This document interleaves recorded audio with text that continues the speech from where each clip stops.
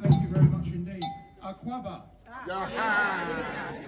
It's a pleasure to join you today to celebrate the 69th anniversary of independence for Ghana. And the Civic Mayor has already listed the great sense of achievement.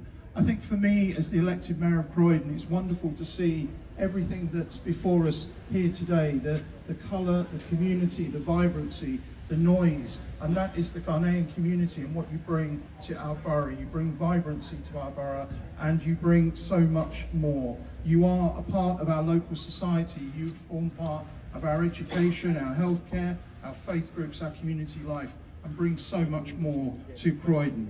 And probably most importantly, of course, is jollof rice. So every year we have to have the debate about whether it is Nigerian, and I see cola in the background. But whether it is Ghanaian jollof.